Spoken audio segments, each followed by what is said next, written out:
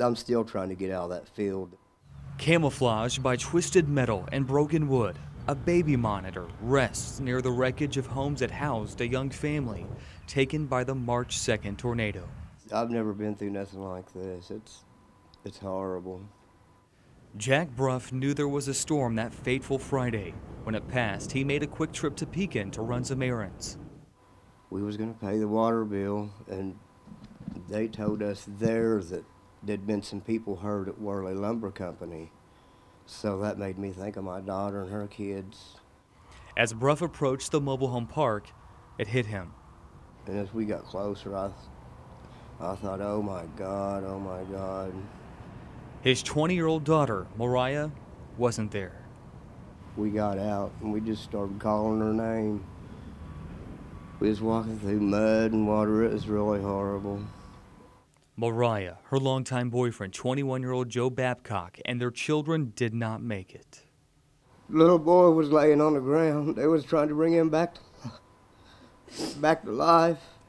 2-year-old Jaden and 2-month-old Kendall were also dead.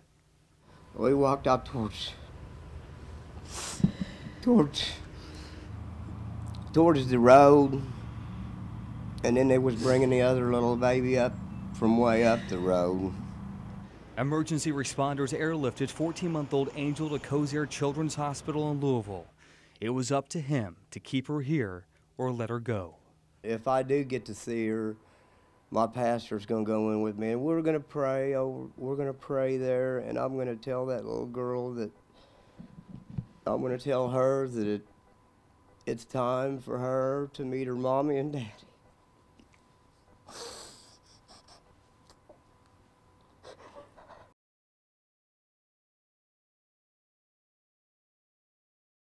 It's the unforgettable image.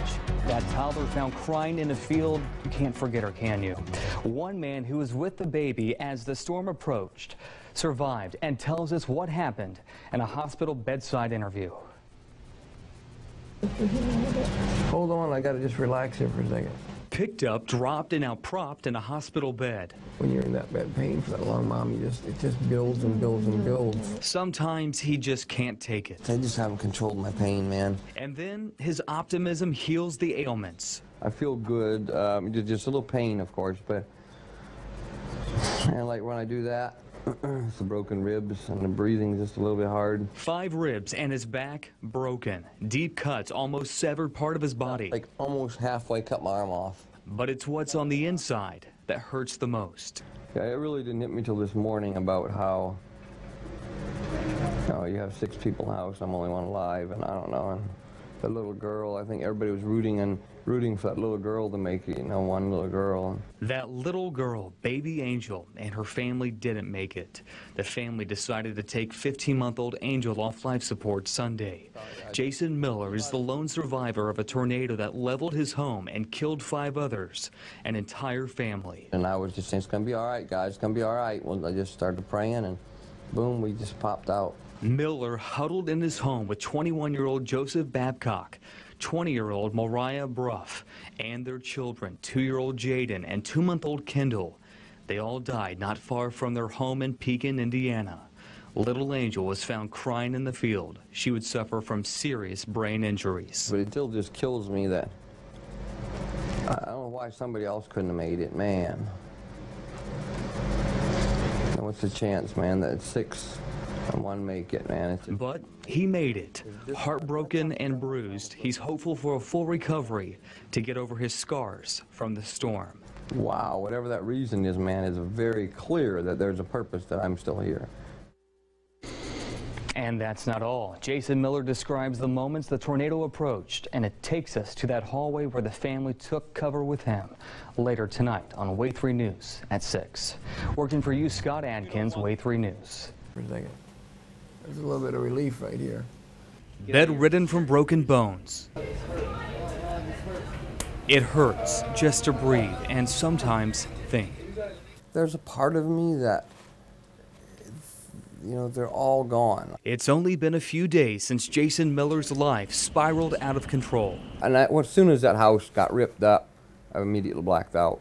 But I do specifically remember opening my eyes up there and looking down and thinking, I'm 50 feet up. I'm in the middle of a tornado. Miller does remember turning to his neighbors outside. I said, look, what does that look like? Doesn't that look like a funnel cloud? And he looked over, and his girlfriend just freaked out. She grabbed her kid and ran back in the house. I said, get out of there, get over to my house. It was 21-year-old Joe Babcock and 20-year-old Moriah Bruff. She had the little baby girl in her little car seat, and I said, go to the house, just go. And she ran straight to the house. She was terrified. Miller took the couple to the center of his home, the safest place you could think of in a split second, his hallway. Trying to get everybody as close together as I could.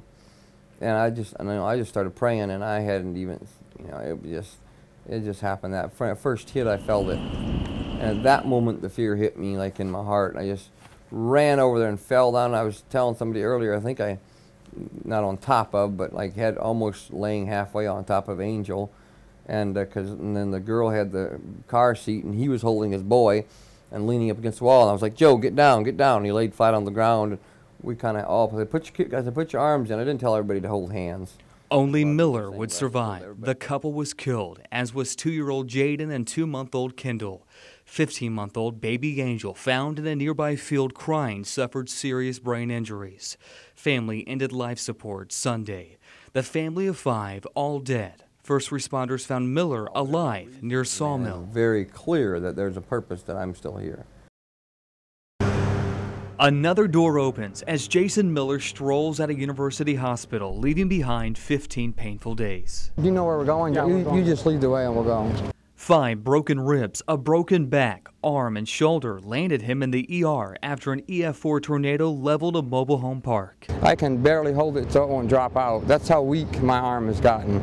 It'll take 2 to 3 months for his body to heal now that he's been discharged from 2 weeks of bedridden rest. I feel like it's in a trap almost. So now as I'm coming out of here, it's like I'm free, you know. He holds on to a stress ball and his faith to get through. I feel like I'm almost a new man. And cracks a grin as he thanks the community and the nation for their prayers.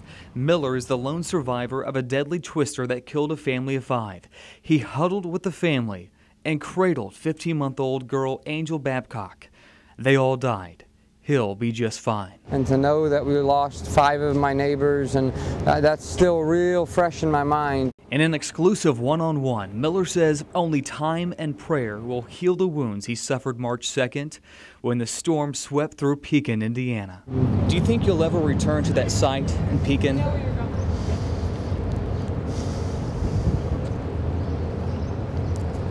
Yes, I think I will. I'm not the kind of guy that just stays away from that kind of stuff. He's facing reality after most of his recovery was confined to a hospital room. Miller will now head to his mom's house in Ohio to recuperate and eventually return to the southern Indiana, Louisville area for rehab. We're looking forward to having him there, and we're just so thankful that he's alive. We know it's nothing short of a miracle, and we feel that he was carried on angel's wings or he wouldn't be here with us today. Storms would sweep him off his feet, but he comes out of University Hospital stronger and facing brighter days ahead. Woo! Homeward bound. All right.